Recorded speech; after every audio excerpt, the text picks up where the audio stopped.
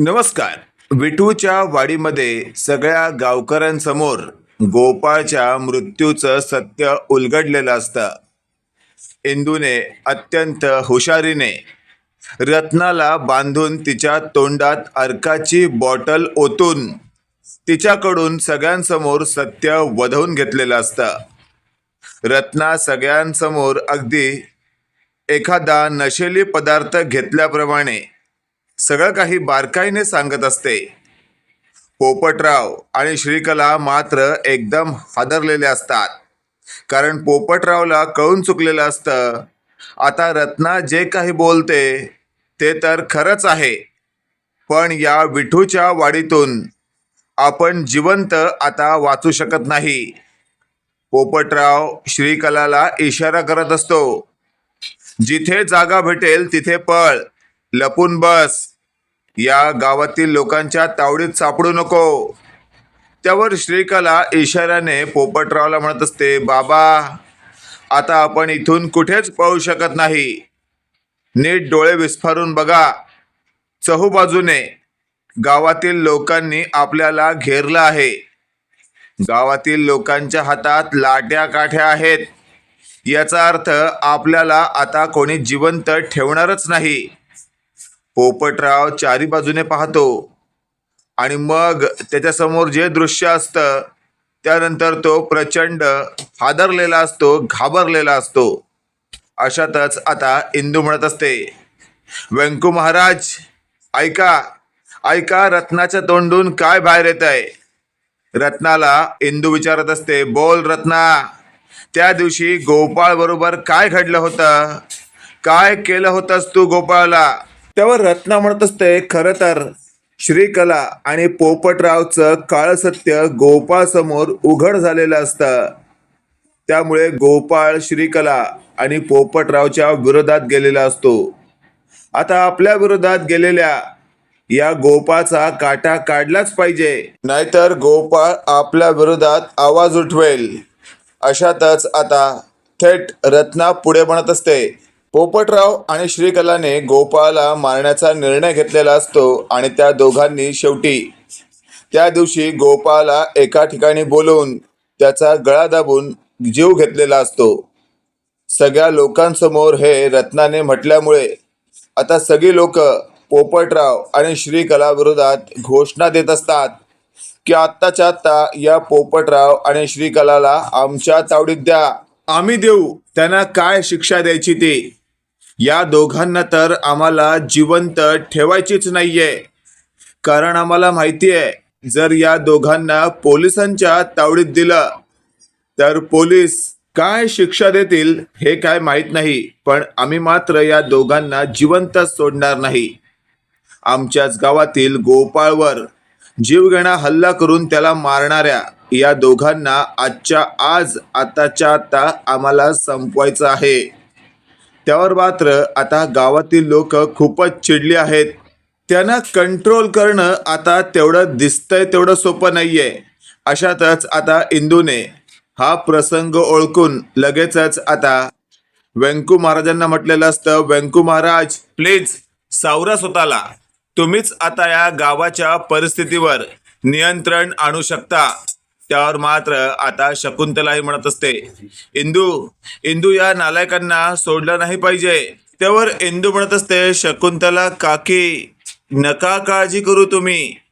आजची जी काही परिस्थिती आहे ना त्या परिस्थितीला आधी आपण सावरलं पाहिजे, कारण गावातल्या लोकांनी जर धुमाकूळ घातला तर श्रीकला आणि पोपटरावचं एक हाड सुद्धा भेटायचं नाही आणि आपल्या विठूच्या वाडीला हे शोभून दिसणार नाही. त्यावर लगेचच आता व्यंकू महाराज म्हणत असतात, इंदू माफ कर मला, आतापर्यंत खूप संयम बाळगला मी, पण मला माझ्या हाताने आता या पोपटरावला धडा शिकवायचा आहे. याने याच हाताने माझ्या गोपाळचा गळा आवळला ना. आणि लगेचच आता व्यंकू महाराज थेट पोपटरावच्या गळ्याजवळ पोचत एकच पंच मारतात आणि म्हणत असतात, काय रे पोपट्या, तुझी हिंमत कशी झाली, अशा प्रकारे तू माझ्या गोपाळचा गळा आवळलास ना. आता तर मी तुला सोडत नाही. आणि अशातच आता चिडलेल्या व्यंकू महाराजांनी गोपाळचा गळा आवळणाऱ्या त्या पोपटरावचा गळा धरलेला असतो आणि त्याला आडवं पाडत त्याच्यावर बसत त्याच्या सटासट कानाखाली द्यायला सुरुवात केलेली असते. गावातले लोक म्हणत असतात, व्यंकू महाराज सोडू नका या नालायकाला, जीव घ्या त्याचा. आणि अशातच आता परिस्थिती जास्त चिघळत आहे. हे पाहिल्यावर लगेचच इंदू अधोक्षजला म्हणत असते, अधू अधू काहीतरी कर, नाहीतर व्यंकू महाराज जीव घेतील या नालायकाचा. लगेचच आता अधोक्षज म्हणत असतो, अरे व्यंकू काका काय करतोस तू, थांब थांब. आणि लगेचच आता व्यंकूला थेट अधोक्षजने बाजूला केलेलं असतं. तेवढ्यात आपण पाहतोय व्यंकू महाराज म्हणत असतात, अधोक्षज तू मला या नालायकापासून बाजूला करतोयस, पण मला तर मनापासून इच्छा नाहीये, याला मारून टाकावं असं वाटतंय.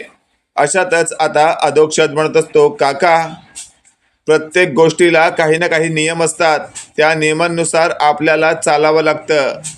खरं तर कायद्याने या नालायकांना शिक्षा होऊ दे. अशातच आता थेट श्रीकला हात जोडत उभी राहते आणि म्हणत असते, माफ करा बाबा, माफ करा. त्यावर लगेचच आता व्यंकू महाराज म्हणत असतात, तू तर गप्पच बस. मी माझ्या शिष्या इंदूवर कधी इतका विश्वास ठेवला नाही जितका विश्वास मी तुझ्यावर ठेवला. पण शेवटी तू तू माझ्या विश्वासाचा विश्वासघात केलास. मला असा जबरी धक्का दिलास ना की विचारून सोय नाही. मला कधी उभ्या आयुष्यात वाटलं नव्हतं की तू माझा विश्वासघात करशील. पण शेवटी चार चौघात नाही तर अख्ख्या विठूच्या वाडीत तू माझ्या गोपाला तर संपवलंस आणि मला कुठे तोंड दाखवायला डाव ठेवली नाहीस. आणि अशातच आता श्रीकला गपचूप त्या कोपऱ्यातून बाजूने पळण्याचा प्रयत्न करत असते. त्यावेळेला पप्याने बाजूने येऊन जोरदार दांडक्याने श्रीकलाच्या पायावर फटका दिलेला असतो. श्रीकला पळता पळता पडते. आणि अशातच आता पप्या म्हणत असतो, काय गे, काय वाटलं तुला, एवढं सगळं कांड करून या विठूच्या वाडीतून गपचूप बाहेर पडशील तू? असं होऊ देणार नाही आम्ही. आणि अशातच आता पप्याने मागचा पुढचा विचार न करता श्रीकलाच्या पायांवर फटके द्यायला सुरुवात केलेली असते. श्रीकला स्वतःला वाचवण्याचा प्रयत्न करत असते, पण पप्या काही केल्या ऐकायला तयारच नसतो. अशातच आपण पाहतोय आता बराच वेळ झालेला असतो, खूपच गोंधळ माजलेला असतो. तिथे पोलिसांची गाडी आलेली असते. आलेल्या पोलिसांनी जमाव पांगवायला सुरुवात केलेली असते. लाठीने प्रत्येकाला आजूबाजूला करताच आता समोर इंदू आलेली असते. इंदू म्हणत असते, इन्स्पेक्टर साहेब योग्य वेळी आलात तुम्ही. श्रीकला आणि पोपटराव या दोघांनी मिळून माझ्या जवळचा मित्र गोपाळला ठार मारला आहे. आधी चित्र वेगळं होतं, पण आज सत्य समोर आलं आहे. त्यावेळेला इन्स्पेक्टर साहेब म्हणत असतात, सर्वात आधी पोपटराव आणि श्रीकलावर कुणीही हात उचलू नका. कायद्याच्या विरोधात जो कोणी जाईल आम्ही त्याच्यावर काही ना काही कारवाई नक्की करू. हे सगळं ऐकल्यावर गावातले लोक थोडं शांत होतात, कारण पोलिसांचा फौजफाटा वाढलेला असतो. अशातच आता पोपटराव थेट धावत धावत पोलिसांच्या गाडीजवळ येतो आणि म्हणत असतो, इन्स्पेक्टर साहेब बरं झालं तुम्ही आलात, नाहीतर या गावातल्या लोकांनी आमचा जीव घेतला असता. त्यावर लगेचच आता गावातील लोकांना आमच्या विरोधात या इंदूने भडकवलं आहे असं पोपटराव इन्स्पेक्टर साहेबांना सांगत असतो. त्यावेळेला इंदू म्हणत असते, पोपटराव एक गोष्ट लक्षात ठेव, खोटं बोलून आम्हालाच अडकवण्याचा प्रयत्न करू नकोस, कारण तुझ्या विरोधात आमच्याकडे भक्कम पुरावा आहे. त्यावर लगेचच आता पोपटराव म्हणत असतो, इन्स्पेक्टर साहेब सर्वात आधी तर या इंदूवर विश्वास ठेवू नका, कारण ही तुम्हाला एखादी स्क्रिप्टेड स्टोरी सांगते. ही ना मला आणि माझ्या मुलीला अडकवण्यासाठी नको तो एक खोटा खेळ रचते. अशातच आता पोलिसांनी थेट इंदूला विचारलेलं असतं, काय काय पुरावा आहे तुमच्याकडे या पोपटराव आणि श्रीकलाच्या विरोधात? त्यावेळेला पोपटराव आणि श्रीकलाच्या विरोधात माझ्याकडे त्यांचाच एक माणूस ज्याला आम्ही त्यांनीच बनवलेलं एक अर्क पाजलं आहे आणि तो अर्क पाहिल्यानंतर माणूस जे काही मनात आहे ते खरं सांगतो. आता मात्र कोण अशी व्यक्ती, असं इन्स्पेक्टर साहेबांनी विचारताच इंदूने लगेचच अधोक्षजला म्हटलेलं असतं, पप्याच्या मदतीने रत्नाला समोर घेऊन या. आणि मग अधोक्षज आणि पप्या रत्नाला धरून समोर घेऊन आलेले असतात. रत्ना अजूनही त्या अर्काच्या थेंबाच्या नशेमध्ये असते. तिला कळत नसतं की नेमकं काय चाललंय, कारण ती अर्काच्या नशेमध्ये असते. त्यावेळेला पोपटराव म्हणत असतात, बघा बघा इन्स्पेक्टर साहेब, ही रत्ना आमची माणूस आहे, पण या इंदूने कोणती तरी काळी जादू करून तिच्या बाजूने आमच्या माणसाला करून घेतलं आहे. आता इंदूला जसं हवं आहे तसं ही रत्ना बोलते. त्यावेळेला रत्ना म्हणत असते, इन्स्पेक्टर साहेब खोटं आहे. या रत्नाने आता खरं काय ते गावकऱ्यांसमोर कबूल केलंय की या श्रीकला आणि पोपटरावने गोपाळचा गळा आवळून मारले म्हणून. त्यावेळेला थेट गावकरीही म्हणत असतात, अगदी बरोबर बोलते इंदू, या रत्नाने आता खरं काय ते सांगितलंय. त्यामुळे या श्रीकला आणि पोपटरावला जर तुम्ही कायद्याने शिक्षा मिळवून देणार नसाल तर आत्ताच्या आत्ता आमच्या गावातून चालते वा तुम्ही. आम्हाला आमच्या पद्धतीने या दोघांना शिक्षा देऊ दे, नाहीतर आम्ही काय करू सांगता येत नाही. आता पुन्हा एकदा परिस्थिती हाताबाहेर जाणार असं काहीतरी चित्र निर्माण झालेलं असतं. आणि अशातच आता इन्स्पेक्टर साहेब म्हणत असतात, हे बघा गावकऱ्यांनो, एक गोष्ट लक्षात घ्या, कायद्याच्या कामात अडचणी आणू नका, नाहीतर आम्हाला एक्स्ट्रा कुमक बोलवावी लागेल. एक्स्ट्रा फौजफाटा आला तर प्रत्येक व्यक्तीला चोपून काढण्यात येईल आणि मग तुम्हाला तुमच्या बोलण्याचा पश्चाताप होईल. आणि अशातच आता इंदू गावकऱ्यांना आवाहन करते की प्लीज कुणीही तिथे बोलू नका. इन्स्पेक्टर साहेबांना त्यांचं काम त्यांच्या पद्धतीने करू द्या. त्यावर मात्र आता गावकरी सगळे शांत झालेले असतात. लगेचच आता श्रीकला धावत पुढे येते आणि म्हणत असते, बाबा बाबा काय करायचं आपण? या इंदूने तर आपल्याला अडकवण्याचा फुल्ली प्लॅन तयार केला आहे. त्यावेळेला पोपटराव म्हणत असतो, नको काळजी करूच बाळा, आपल्या विरोधात ही इंदू असेल, आपल्या विरोधात हा गाव असेल, पण आपल्या विरोधात कायदा नाहीये. कायद्यालाही कळतं खरं कोण खोटं कोण. इन्स्पेक्टर साहेब प्लीज काय ते करा तुम्ही. या लोकांच्या तावडीतून वाचवा आम्हाला. आम्ही गोपाळला मारलेलं नाहीये. त्यावर मात्र आता इन्स्पेक्टर साहेबांनी रत्नाला स्वतःच्या पद्धतीने विचारलेलं असतं.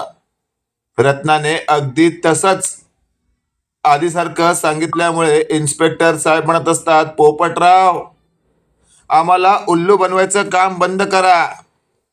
आत्तापर्यंत तुम्ही आम्हाला खोटं सांगत होतात, पण आता काय ते सत्य आम्हालाही कळलंय की तुम्ही दोघांनी मिळूनच गोपाळला मारलंय आणि तरीही आमच्या समोर बनाव करताय का?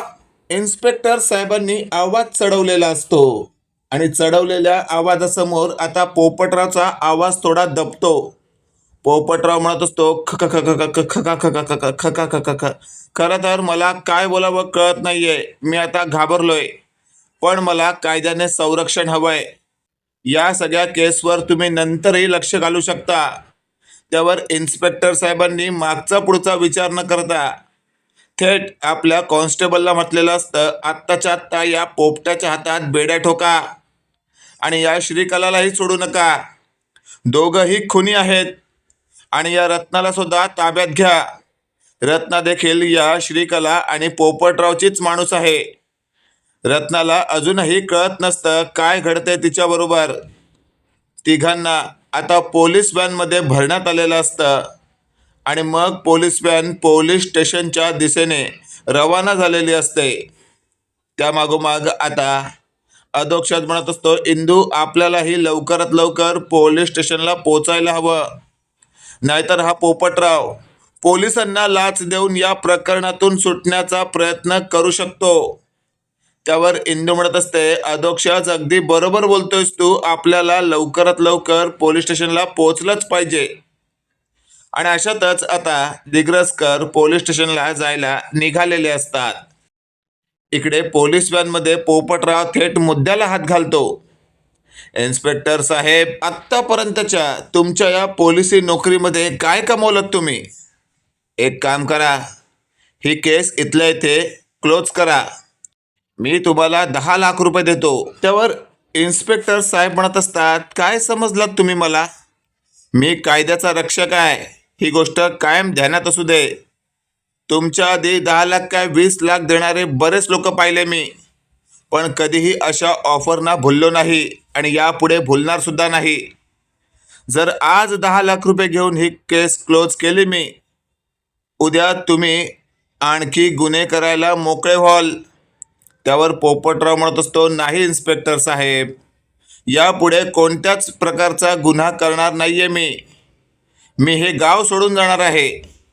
त्यावर इन्स्पेक्टर साहेब म्हणत असतात, काही असलं तरी आम्ही तुमच्याकडनं कोणत्याही प्रकारची लाच घेणार नाही आणि तुम्हाला या केसपासून दूर जाऊ देणार नाही. अशातच आता पोलीस स्टेशन आलेलं असतं आणि त्या ठिकाणी आता सगळेच पोहोचलेले असतात. इंदू अधोक्षज पप्या आधीच पोलीस स्टेशनला पोहोचल्यामुळे पोपटराव त्या सगळ्यांना बघून हादरलेला असतो. इन्स्पेक्टर साहेब म्हणत असतात, बघा, तुम्ही आम्हाला लाच द्याल या भीतीने हे लोक आधीच पोहोचलेत. त्यावर मात्र आता इंदू म्हणत असते, इन्स्पेक्टर साहेब, लवकरात लवकर या केसची अंमलबजावणी करा. आणि तेवढ्यात पोलिसांनी इंदूला शब्द दिलेला असतो की या गावातील अशा या हत्याकांडाला मी अजिबात सपोर्ट करणार नाही, तर मी या विरोधातच आहे, नका काळजी करू तुम्ही. आम्ही कोणत्याच प्रकारची लाच घेणार नाही आहोत आणि आम्ही कायद्याच्या बाजूनेच आहोत आणि आम्ही लवकरात लवकर या दोघांना शिक्षा मिळवून देणारच. त्यावर मात्र इंदूला खूपच बरं वाटलेलं असतं. इंदू म्हणत असते, खरंच मानलं तुम्हाला इन्स्पेक्टर साहेब. मित्रांनो, काय वाटतं तुम्हाला, लवकरात लवकर या केसचा निकाल लागून पोपटराव आणि श्रीकला गजाआड गेली पाहिजे की नाही? कमेंट करून नक्की कळवा. आणि असेच नवनवीन अपडेट पाहण्यासाठी व्हिडिओला लाईक आणि चॅनलला नक्की सबस्क्राईब करा. धन्यवाद.